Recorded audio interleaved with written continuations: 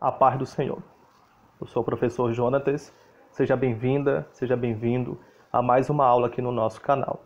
Nós vamos dar continuidade ao nosso curso de Escatologia Bíblica, a doutrina das últimas coisas.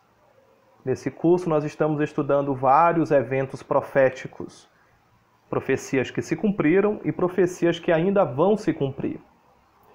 E é importante em todo o curso nós conhecermos muito bem as definições, os conceitos.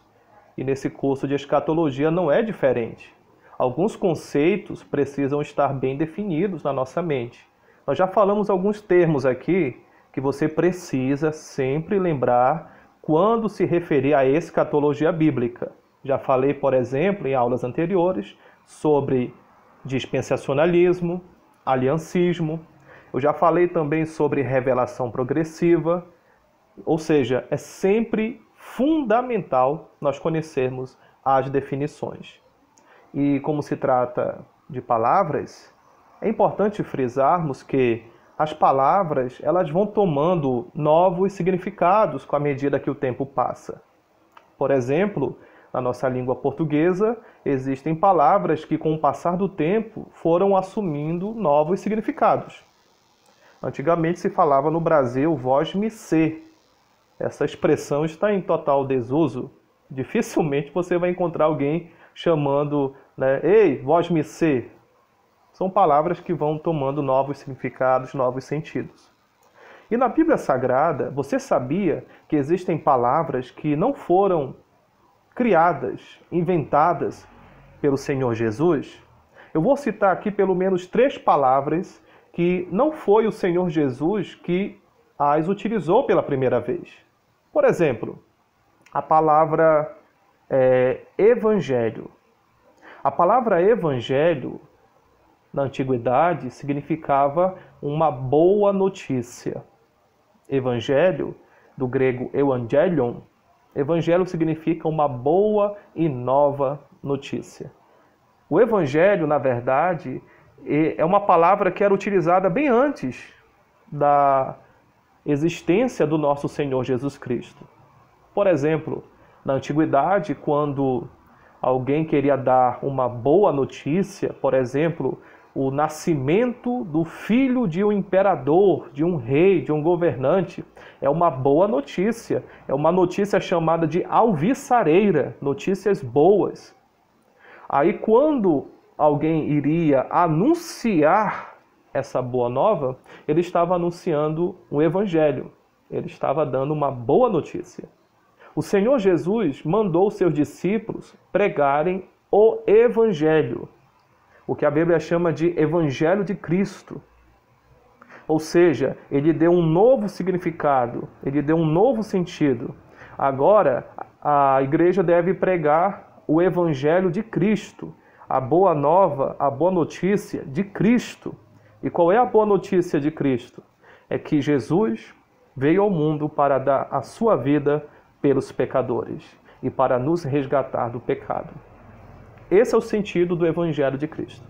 Uma outra palavra muito interessante, você sabia que antigamente chamar alguém de hipócrita era um elogio? Se você chamasse alguém de hipócrita na antiguidade, você estava elogiando. E quem eram os hipócritas? A palavra hipócrita vem do grego hipócrita, que significa ator ou artista.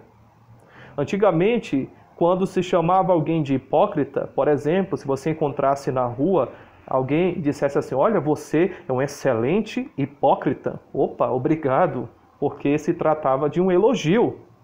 Só que o Senhor Jesus, ele se utilizou desta palavra e deu um novo sentido, um novo significado. Lá no Evangelho de Mateus, no capítulo 23, ele chama para os religiosos, os escribas e fariseus, da capital Jerusalém, a capital da nação de Israel, o povo da elite religiosa que comandava o templo. Jesus chamou para eles de hipócritas, ou seja, atores, sepulcros caiados. Por fora tem uma aparência pomposa, de santidade, etc., mas por dentro estão podres. Então Jesus deu um novo sentido, um novo significado para a palavra hipócrita. A terceira palavra que eu queria chamar a sua atenção é a palavra igreja. Jesus, ele não criou essa expressão igreja. Se você procurar num dicionário exegético, por exemplo, você vai ver que a palavra igreja em grego é eclesia. Eclesia. Você pega essa palavra eclesia, quebra em duas. Ek e klesia. Ek significa fora ou para fora. Eclesia deriva de kalel. Kalel é uma palavra que significa chamar, chamamento. Ou seja, a palavra eclesia significa chamados para fora, chamar para fora. Jesus, ele não criou essa palavra eclesia. Por exemplo, na Grécia, os gregos, quando queriam dar boas notícias, notícias alvissareiras, quando o prefeito, o governante queria dar uma boa notícia para o povo, ele mandava chamar o povo para fora da cidade, para alguma região, e ali ele iria anunciar o evangelho. As boas novas, às vezes, eram construções, projetos sociais, projetos que iriam beneficiar os cidadãos daquelas cidades. Enfim, a palavra igreja era utilizada com esse sentido, um sentido social. Só que o Senhor Jesus, em Mateus capítulo 16, versículo 18, ele disse: eu edificarei a minha igreja, a minha eclésia. Perceba que ele está dando agora um novo sentido para a palavra igreja. A partir desse momento, igreja não é simplesmente um ajuntamento social. Igreja, como diz o apóstolo Paulo nas suas cartas, é o corpo de Cristo. Igreja é o corpo que congrega todo aquele que está em Cristo. Todo aquele que crê na obra e no sacrifício vicário de Cristo. Aquele que crê na obra que Cristo realizou ali no Gólgota, na cruz do Calvário. Então, se alguém crê, e crer implica obedecer, porque fé e obediência na Bíblia estão casados. Quando eu creio, eu obedeço. Se eu creio em Cristo, eu vou obedecer o seu evangelho. Eu passo agora a estar batizado no corpo de Cristo. Eu fui colocado no corpo de Cristo. Eu estou agora na igreja. E eu apenas não estou na igreja. Eu sou a igreja. Nós temos o costume de dizer: eu vou hoje à noite à igreja. Não, não. Nós vamos ao templo. Você vai ao templo, porque a igreja é você. Igreja sou eu. Cristo não habita em tijolo, em parede. A igreja não é de pedra, é de Pedro, é de gente, é de carne, é de osso. Consagrado é isso aqui, ó. Consagrado é você, se você é a igreja. Então, igreja, como eu falei na aula anterior sobre revelação progressiva, igreja era um mistério oculto, como diz Paulo em Efésios capítulo 3, versículo 10, que os santos do Antigo Testamento não faziam ideia da existência da igreja. Os santos do Antigo Testamento, principalmente os judeus, os israelitas, os hebreus, eles pensavam, na sua grande maioria, que a salvação era quase que restrita para o povo de Israel. Apesar de Deus já ter anunciado, por exemplo, para Abraão, que em Abraão seriam benditas todas as famílias da terra. Ou seja, o projeto de salvação de Deus incluía também os gentios, aqueles que não são hebreus, que não são judeus. Então, perceba que a igreja foi revelada ali em Cesareia de Filipe, quando o Senhor Jesus levou os seus discípulos até aquele lugar e perguntou aos seus discípulos: o que os homens dizem que eu sou? A resposta dos discípulos foram: uns dizem que tu és Elias, outros dizem que tu és Jeremias, outros dizem que tu és João Batista ou outro profeta. Perceba que as pessoas que estão longe sempre dizem o que Jesus faz. Aí Jesus faz uma pergunta crucial para os seus discípulos. E vocês? O que vocês dizem que eu sou?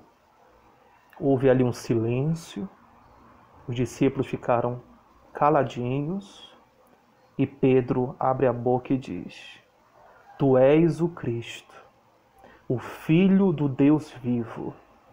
Perceba que quem está longe de Cristo diz o que ele faz. Ele é profeta, ele multiplica pão, ele multiplica peixe, ele faz milagres. Mas quem é discípulo de Jesus não diz o que ele faz, diz quem ele é. Pedro disse: Tu és o Cristo, o Filho do Deus vivo. Aí o Senhor Jesus complementa dizendo: Bem-aventurado és tu, Simão Bar-Jonas. Bar-Jonas significa filho de Jonas, né? Essa expressão Bar significa filho de. Bar-Jonas, filho de Jonas. Bar-Timeu, filho de Timeu. Ok? Jesus está dizendo: Tu me disseste que eu sou filho de Deus, mas tu és filho de Jonas. Eu sou filho de Deus, eu sou do alto, eu sou de cima, mas tu é de baixo, tu é da terra. E não foi a carne nem o sangue que te revelou, mas foi meu Pai que está nos céus. Perceba que Pedro recebeu a revelação ali em Cesareia de Filipe. E que revelação é essa? A igreja. Jesus disse: Eu edificarei a minha igreja e as portas do inferno não prevalecerão contra ela. Você sabia que a igreja tem dono? E o dono da igreja é o Senhor Jesus Cristo. Ele disse que iria edificar a sua igreja. E já falamos em aulas anteriores que a igreja ela vai surgir no dia de Pentecostes, em Atos capítulo 2, no derramamento do Espírito Santo. A partir desse momento, a igreja de Cristo ela começa as suas atividades na terra. Ela está em pleno funcionamento, cumprindo a missão, cumprindo a grande comissão, que é pregar o Evangelho, que é ensinar o Evangelho, que é fazer discípulos de todas as nações, que é batizar em nome do Pai, do Filho e do Espírito Santo. Essa é a missão da igreja até o arrebatamento da igreja. É interessante, e eu quero enfatizar um ponto muito importante, que a igreja de Cristo é o corpo de Cristo. É um corpo místico. E onde está esse corpo? Espalhado pelo mundo. A igreja é formada por pessoas de todas as tribos, raças e nações. Pessoas que creem no Senhor Jesus Cristo. E uma coisa que eu preciso saber é que o corpo de Cristo é formado por todos os salvos. Todos aqueles que creem no Senhor Jesus Cristo. E existem salvos que estão na terra e existem salvos que estão no céu. Você sabia que a igreja se encontra em dois lugares? Na terra e no céu? Os salvos que já morreram em Cristo estão lá no céu, aguardando o soar da última trombeta, como diz Paulo em 1 Coríntios capítulo 15, versículos 51 em diante. Ele fala lá: Eis que eu vos digo o mistério. Nem todos dormiremos, mas transformados seremos todos, ao soar da última trombeta. Alguém pode perguntar, será que nós somos a igreja do arrebatamento? Meu querido, se você é a igreja, se você já entregou a sua vida a Cristo, você já está no corpo de Cristo. Todo salvo, sejam aqueles que já morreram, que já dormiram no Senhor, sejam nós que estamos vivos. Todo salvo faz parte da igreja do arrebatamento. Alguns pregadores dizem a si mesmo: olha, tem dois tipos de igreja.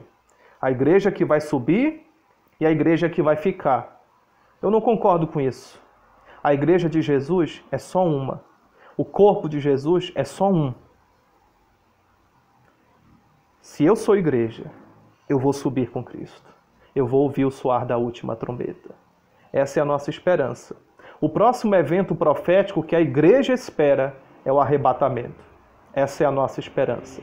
Como diz o hino 300 da harpa cristã, nossa esperança é a sua vinda. O Rei dos Reis vem nos buscar. Nós aguardamos Jesus ainda, até a luz da manhã raiar. Deus nos abençoe.